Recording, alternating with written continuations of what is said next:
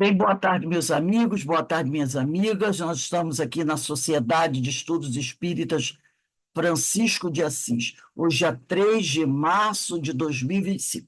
Nesse horário das 17h20, nós estudamos essa obra, Recordações da Mediunidade, de Ivone do Amaral Pereira.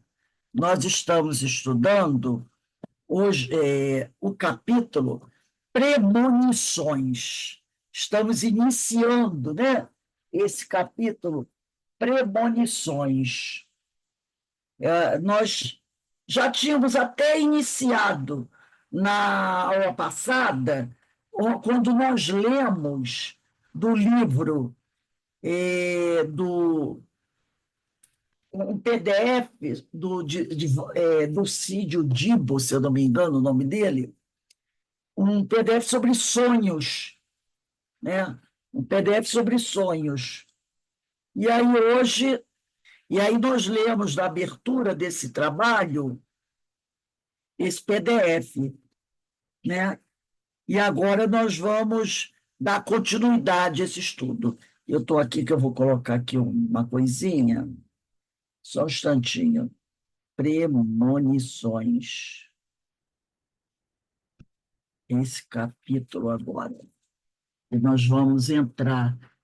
E eu aconselho a vocês a ir numerando, gente, os parágrafos, porque esse capítulo é um capítulo muito grande mesmo. Então, quem, de repente, perder uma aula, qualquer coisa assim, vai ficar complicado para achar, tá? Então, vamos numerar os parágrafos para facilitar para a gente, na hora que a gente tiver que achar onde a gente está. Facilita bastante. Então, antes de iniciar, vamos aí agradecer a Deus, agradecer a Jesus, né? Sempre agradecemos ao Senhor a oportunidade de aqui nos encontrarmos, de podermos estudar, aprender, crescer, para que a gente possa ir aos poucos, né? Vencendo a caminhada que cabe a cada um de nós realizar. E sempre pedimos por aqueles nossos irmãos mais necessitados do que nós, que o Senhor auxilie a cada um desses irmãos.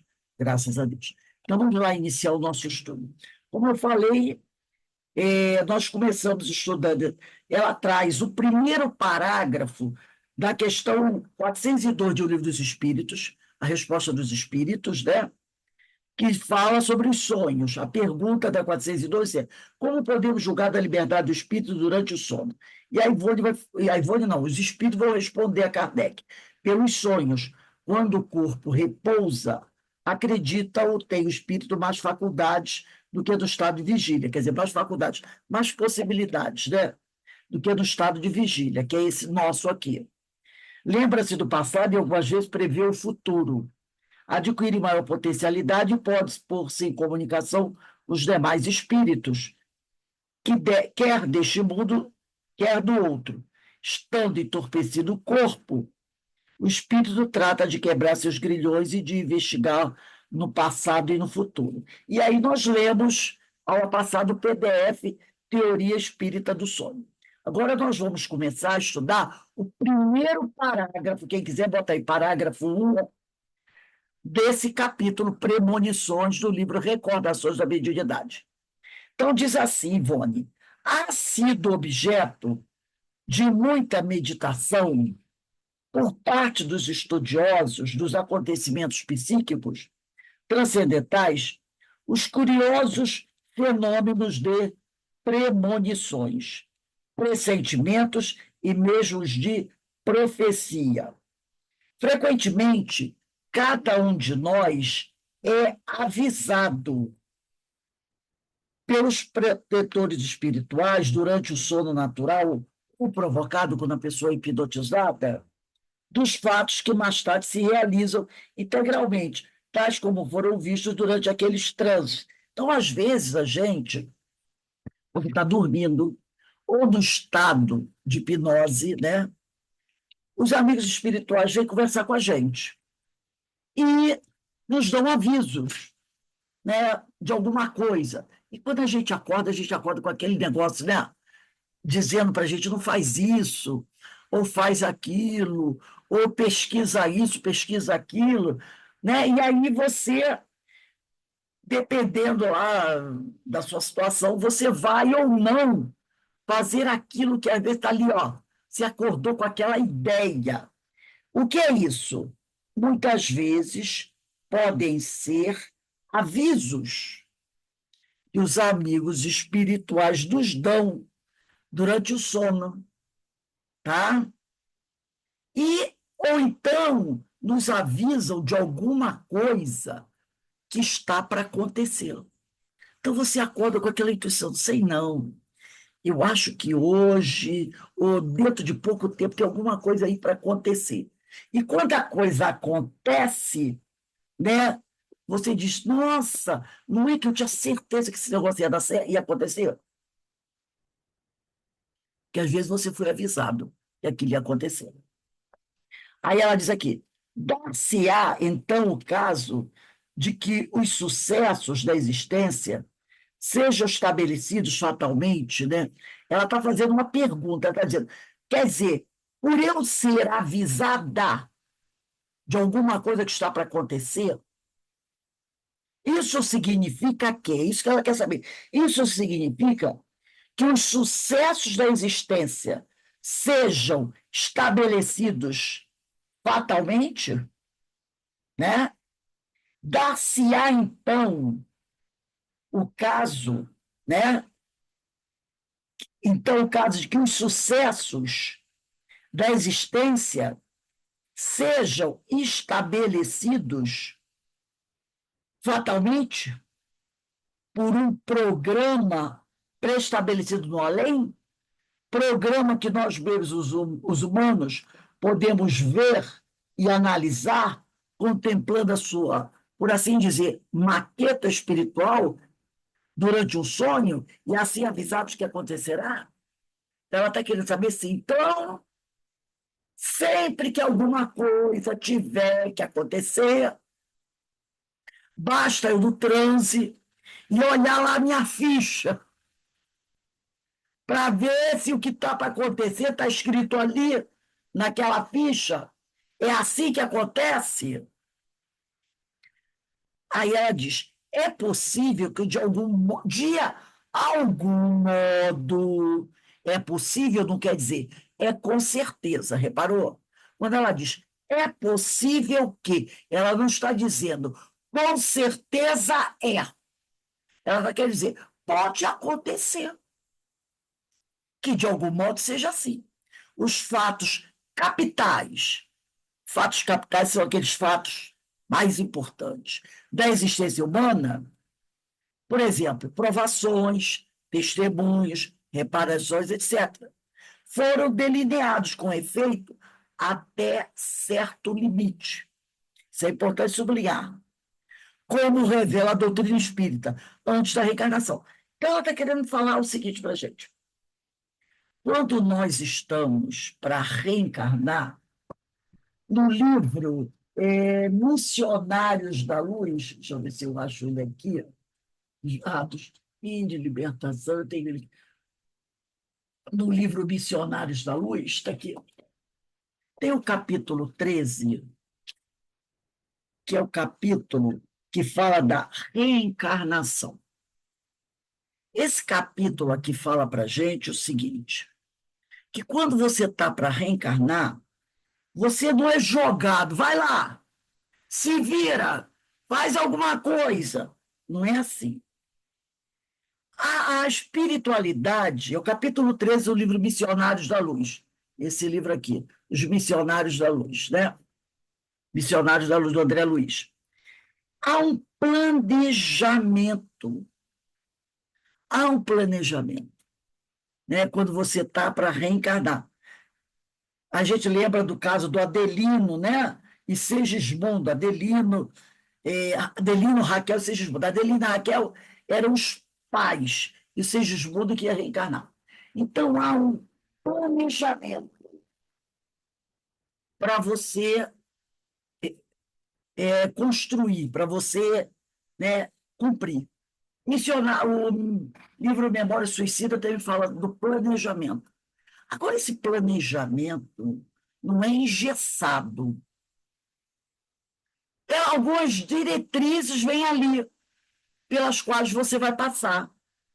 Por isso que ela diz aqui, ó, os fatos capitais mais importantes da existência humana, provações que a pessoa tem que passar, no caso, uma pessoa que, como no livro Memória Suicida, eles iam reencarnar, muitos deles iam reencarnar.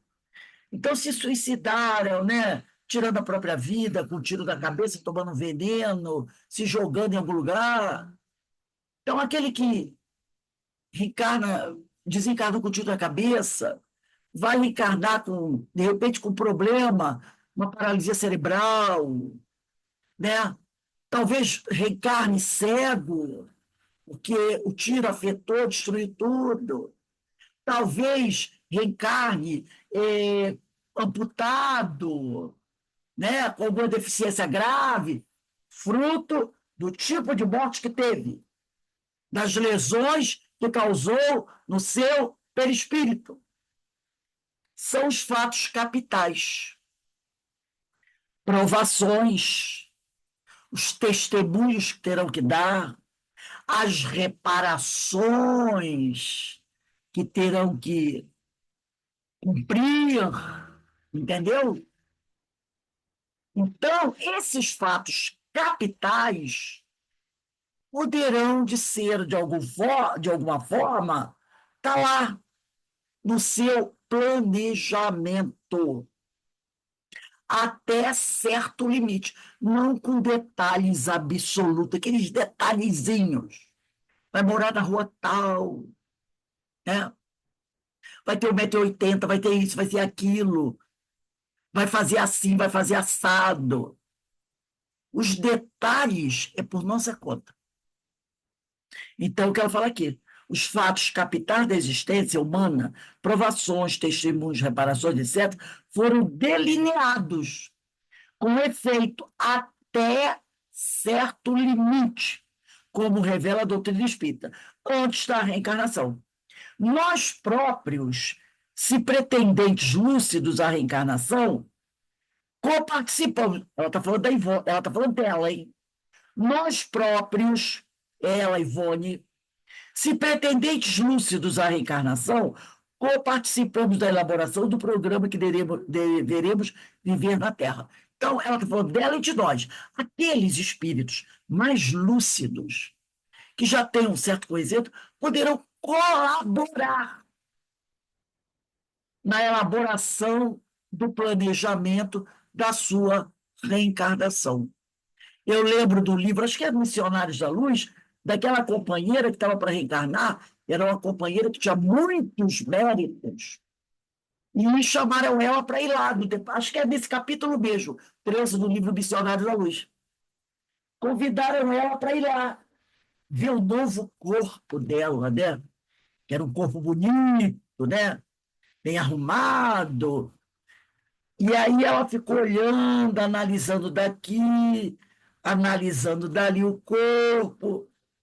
Daqui a pouco ela virou para o amigo espiritual e disse assim: Olha, vamos fazer o negócio? Eu estou para reencarnar. Vocês estão me dando um corpo bonito. Obrigada, agradeço muito. Mas vamos modificar umas coisinhas aqui. Por exemplo, esse corpo que vocês vão me dar vai parecer um corpo até de uma. Exemplo, ela não usou essa palavra, eu que vou usar. Até de uma manequim, né?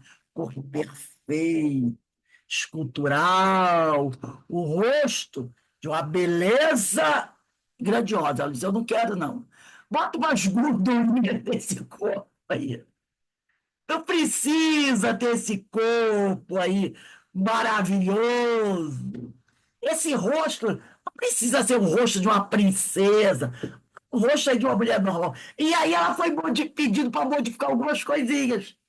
Aí o amigo espiritual falou: Ah, mas companheira, você tem o direito à beleza. Porque você, eu já tenho muitas conquistas. Ela disse: mas o que eu vou fazer para a missão que eu vou desempenhar, não precisa disso tudo. Precisa disso tudo, dessa beleza escultural. Precisa disso tudo.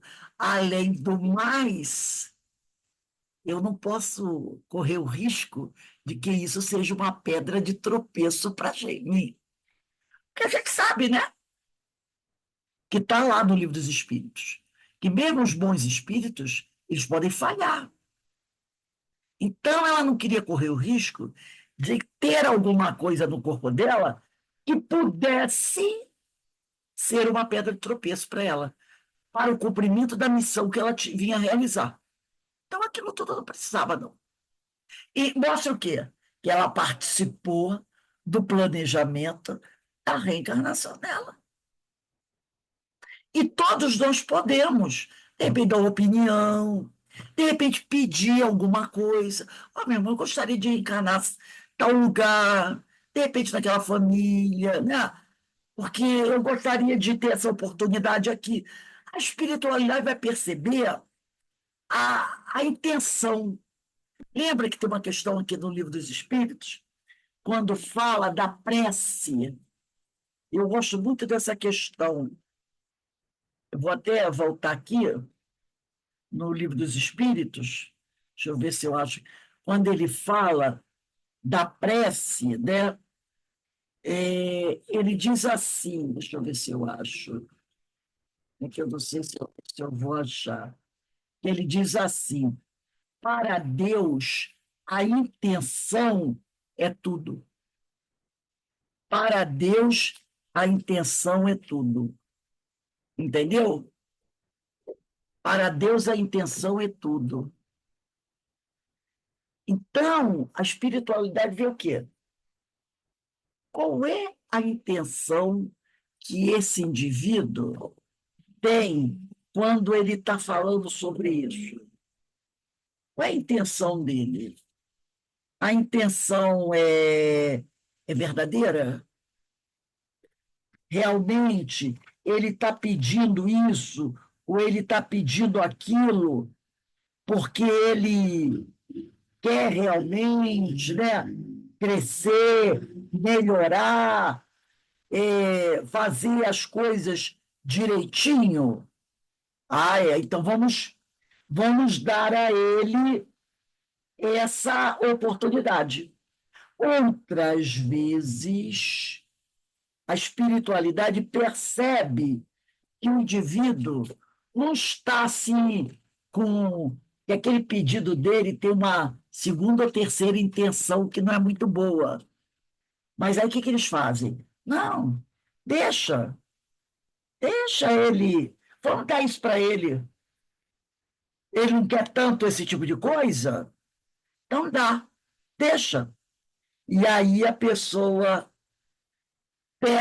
fica, recebe aquela oportunidade com a ideia de que eu vou aproveitar. E acaba o quê? Quebrando a cara. Né?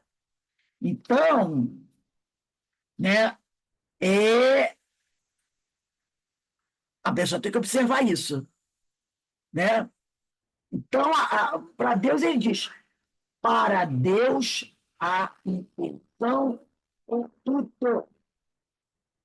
Então, se você está pedindo aquilo e realmente você está com boas intenções, a espiritualidade percebe e dá para você. Não, não, não. Vamos dar, porque ele quer isso, porque ele precisa, ele está fazendo as coisas. Né? Então,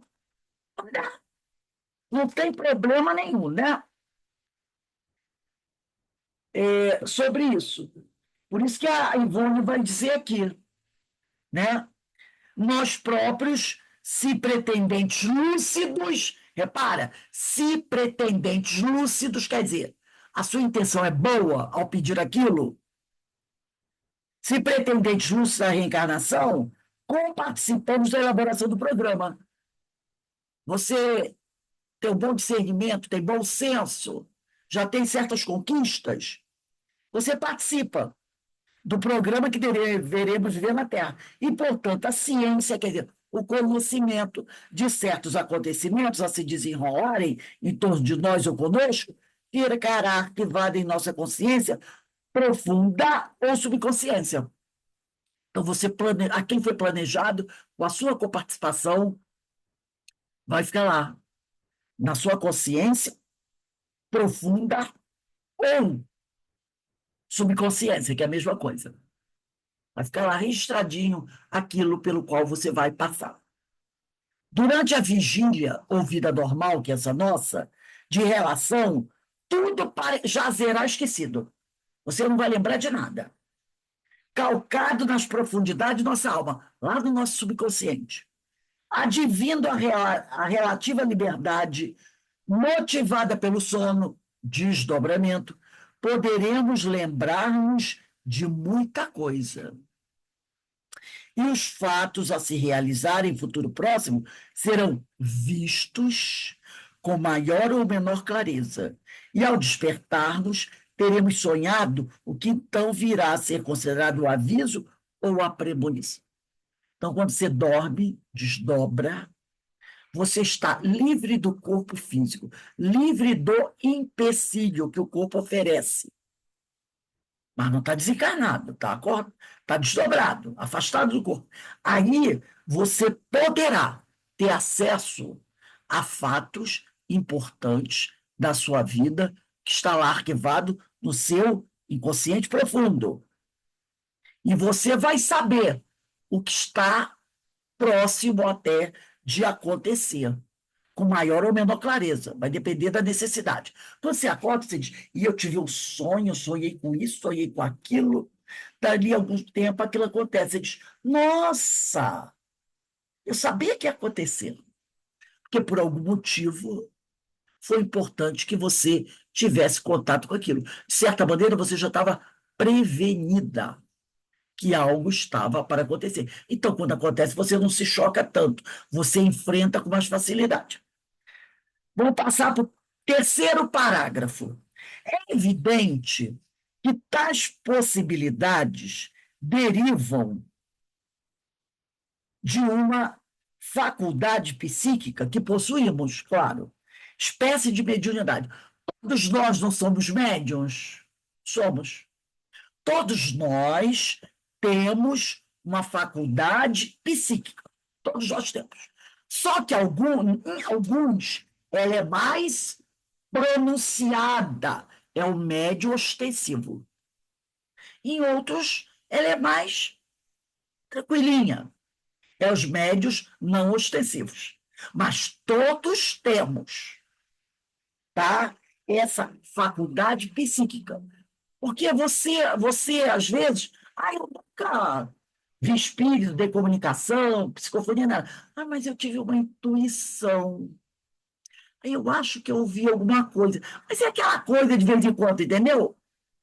E significa que todos nós temos, como está lá no livro dos médios, item 159. Né? Se a gente quiser, a gente pode colocar aí. No 159. Aqui, ó, no capítulo 14 dos médios. Todo aquele que sente, num grau qualquer, a influência dos espíritos, é por esse fato médium. É um sensitivo. Todos nós somos sensitivos. Mas nem todo sensitivo é médium ostensivo. Tá? Todos nós somos sensitivos. Mas nem todo sensitivo é médium ostensivo. Né? Então, ele diz aqui, na 159, essa faculdade é inerente, quer dizer, é natural ao homem. Não constitui, portanto, um privilégio exclusivo. Por isso mesmo, raras são as pessoas que dela não possuem alguns rudimentos. Então, todos nós temos, de alguma forma, né, rudimentos. Todos nós somos sensitivos, mas não médios ostensivos. Então, ele diz aqui, né? Aqui eu vou botar Livro dos Médios 159, que é bom a gente sempre lembrar disso aqui. Então, é evidente que tais possibilidades derivam de uma faculdade psíquica que possuímos, espécie, né, de mediunidade, pois a premonição não existe no mesmo grau em todas as criaturas, embora seja disposição comum a qualquer ser humano. Qualquer ser humano pode ter premonição, mas a forma como a premonição acontece não é igual em todas as criaturas. Em alguns é mais, em outros é menos. Embora seja disposição comum a qualquer humano. Qual, se bem desenvolvida, quer dizer, premonição, se bem desenvolvida, poderá conceder importantes revelações e provas do intercâmbio humano espiritual, tais como a profecia, né? Aí ele coloca aqui, tais como as profecias de caráter geral, a se cumprirem futuramente, ou mesmo de caráter restrito ao próprio indivíduo, e a outro que lhe seja afim. Então, você pode ter uma profecia de caráter geral. Por exemplo, vamos dizer lá, uns 3 anos atrás, alguém poderia ter uma profecia dizendo assim: dentro de pouco tempo vai acontecer no planeta uma pandemia. Não foi um fato de caráter geral? Foi. Foi no mundo inteiro, ou quase o mundo inteiro, né? Então, foi uma coisa muito importante. Mas também tem aquela profecia que diz assim: ai, não sei, eu estou com a impressão de que tem alguma coisa que vai acontecer comigo. Então, a profecia ela pode ser de caráter geral, uma pandemia, né, a se cumprirem futuramente, ou mesmo de caráter restrito ao próprio indivíduo. Ou então a outra, tenho uma profecia que está alguma coisa para acontecer com alguém que eu conheço, alguém que lhe seja afim. Alguns casos de premonições pelo sonho parecem mesmo tratar-se da interessante e bela faculdade denominada onírica, mediunidade pelo sonho, tão citada na Bíblia e tão comum ainda hoje, né? É aquela pessoa que sonha e no sonho ela recebe a tal revelação. Ela vê lá o futuro, né? Em importantes obras espíritas de absoluto critério, quer dizer, obra espírita boa, né? Vemos esse fenômeno investigado, estudado e descrito por eminentes pesquisadores dos fatos relacionados com a alma humana e suas forças de ação. Um desses livros também, né, que fala sobre isso, é A Crise da Morte, né? Tem vários livros que falam sobre isso. Ah, os fatos modernos de premonições já não poderão causar sensação, embora continuem despertando interesse, e apenas vêm para testemunhar os poderes espirituais que conosco carregamos e as relações com o mundo dos espíritos desencarnados, né? Então, hoje, se alguém tem uma premonição, já não será uma coisa assim, oh meu Deus, tão fantástica como era no passado, né? Mas mesmo assim poderá nos trazer importantes revelações. Leon Denis, por exemplo, o eminente colaborador de Allan Kardec, tantas vezes por nós citado nessas páginas, que a Ivone tem um grande carinho e admiração por Leon Denis, a cuja dedicação à doutrina espírita, tantas belas e elucidativas lições devemos, no seu importante livro No Invisível, livro de Leon Denis, oferece-nos excelentes casos desse fenômeno, casos rigorosamente comprovados, tá? Que Leon Denis era de uma grande responsabilidade no seu trabalho doutrinário. Casos rigorosamente comprovados pelos acontecimentos posteriores e ocorridos com personagens importantes da história. E aí ela vai trazer aqui, né? Transcreve ele valiosas citações de outros autores, do capítulo 13 sonhos premonitórios, clarividência, pressentimentos. Aí ela traz o primeiro caso aqui. Nos sonhos são, com frequência, registrados fenômenos de premonição. Isto é, comprova-se a faculdade que possuem certos sensitivos de perceber durante o sono as coisas futuras. São abundantes os exemplos históricos. Plutarco, Vida de Júlio César, faz menção do sonho premonitório. Plutarco era um filósofo, né? Vamos dizer assim, um médium, né? Um escritor da vida de Júlio César, vamos dizer assim, um biógrafo, né? Faz menção do sonho premonitório de Calpurnia, mulher de César. Porque Júlio César, vocês sabem, foi morto, assassinado nas escadarias do Senado romano.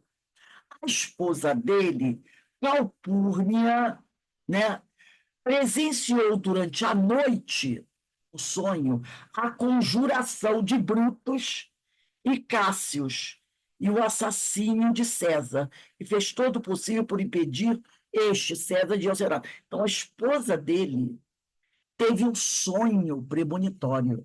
Ela sonhou que Brutus, um jovem, que César tinha como quase um filho, e Cássius, um outro cidadão lá romano, que eles dois iam planejar o assassinato de César, iam matar César. Ela teve essa premonição.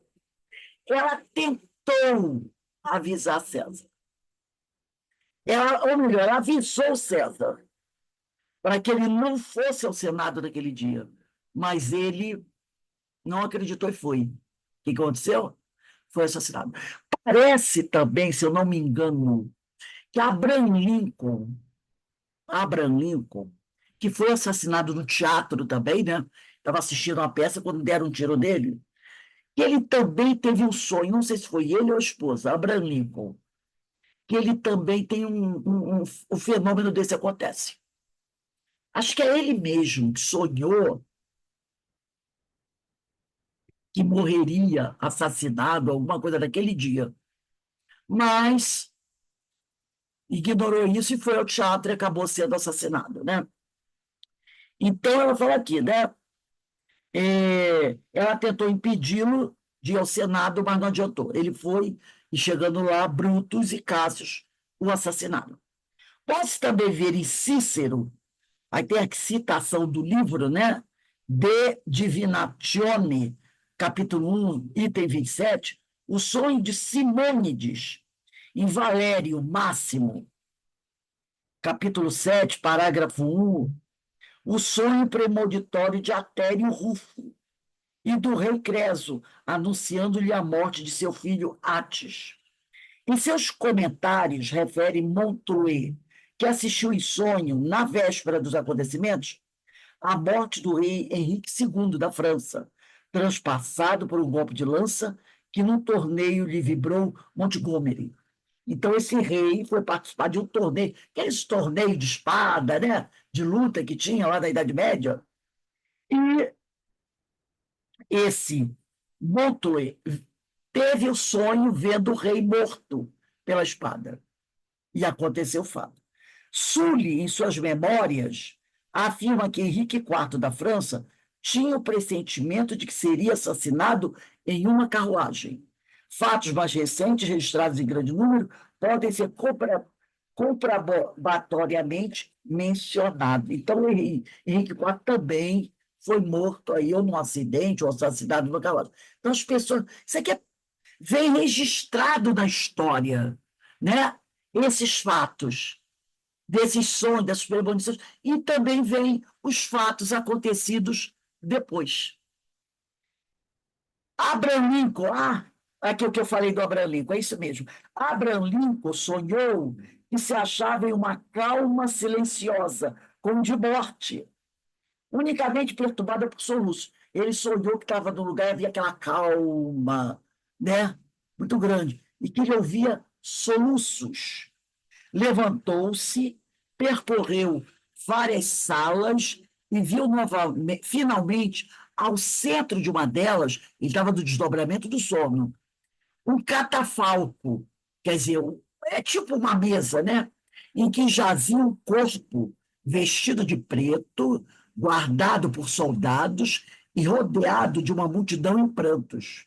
Quem morreu na Casa Branca? Ele perguntou. Estava sonhando, né? Perguntou Lincoln. E alguém respondeu: o presidente. Respondeu o soldado: foi assassinado. Nesse momento, uma prolongada aclamação do povo despertou. Pouco tempo depois, morria ele assassinado no teatro. Ele estava dormindo e, de repente, escutou pessoas gritando por ele. Ele acordou, mas não levou aquilo a sério. Foi para o teatro, sentou-se para assistir o espetáculo e foi assassinado. Quer dizer, depois de uma visão dessa, você entra numa sala, né, vê um corpo em cima da mesa, e você pergunta: quem morreu? E um soldado do sonho diz para você: o presidente. E você é o presidente? Você vai sair de casa? Você vai sair de casa, né? Fala, Gracia. Rose, a gente está fazendo esse pedaço, eu estava aqui pensando, tá, tudo bem, eu tenho um aviso de que vai acontecer um acidente comigo numa viagem e tal. Aí eu não faço a viagem. Tudo bem, eu não sofro no momento, mas não vou sofrer mais tarde? Entende? A gente não Pois é, é o caso dos assassinatos, tanto de Júlio César como do presidente. sabe mudar alguma coisa. Talvez se ele ouvisse, poderia ter mais algum tempo, entendeu? Quem diria que Uhum. deveria morrer assassinado?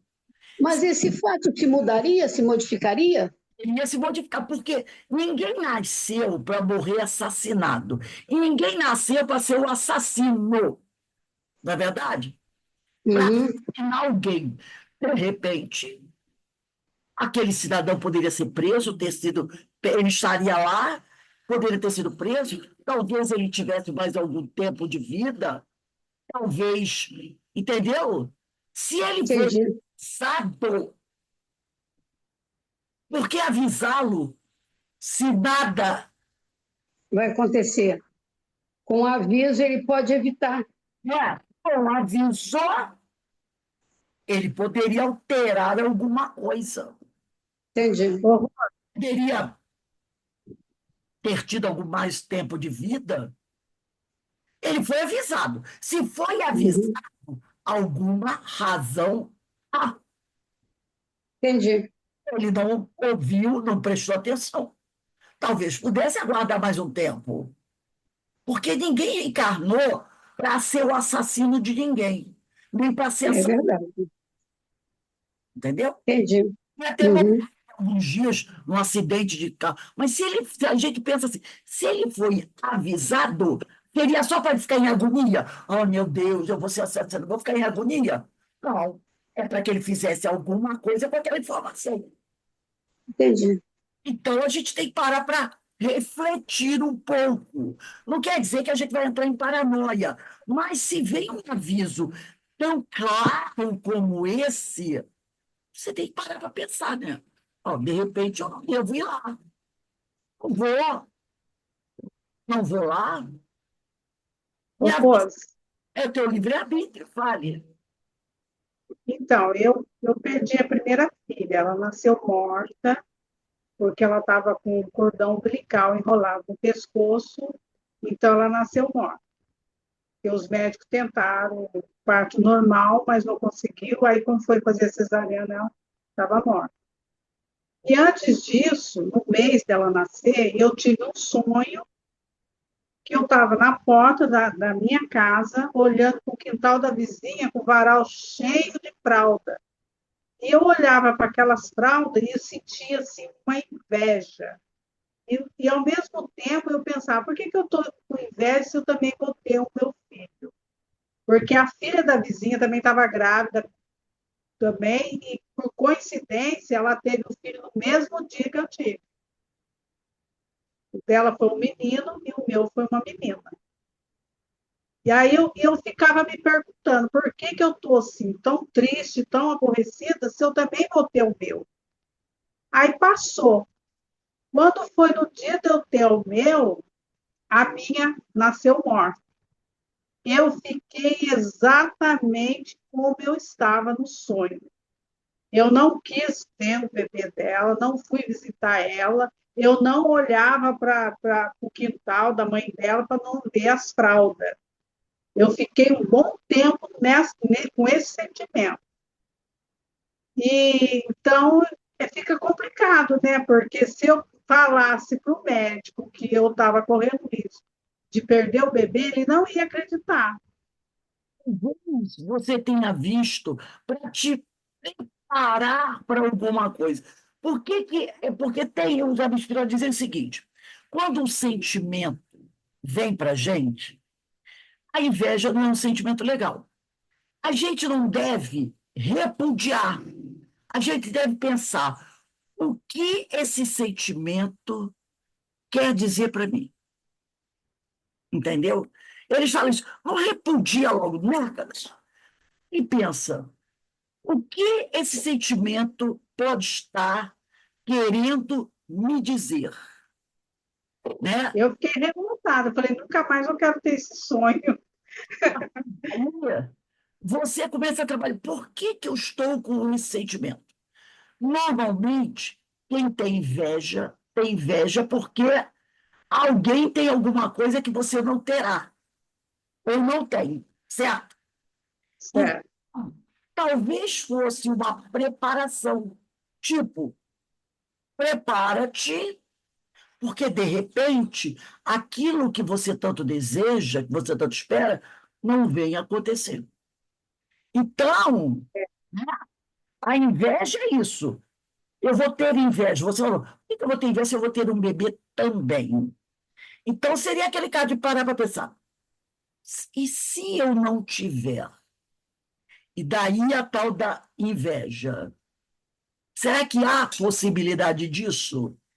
Então, talvez essa seria uma forma de você se preparar, né, para essa possibilidade. É lógico que ninguém quer pensar nisso, É, mas pode ser uma vez, olha, se é, prepara faz sentido, tem lógica isso. acontecer que você não conseguir ter esse filho, não quer dizer que você não terá outros. Então, você se prepara, você fica preparado, porque acontecendo, de certa forma, você já está ali, né? Já, de certa forma, pensando essa possibilidade. A gente sempre tem que pensar nas possibilidades de, às vezes, algo que a gente quer muito não ocorrer. Ah, Verdade. por exemplo, às vezes tem mulheres que sonham muito, muito, que elas querem um filho, né? O sonho de uma mulher que ela quer muito um filho. E às vezes ela sonha com crianças, com crianças. Ai, meu Deus, por que não para? Ela sonha com várias crianças. Por que ela não para pensar que, se algo acontecer um dia, eu não puder ter filhos, eu não poderei adotar?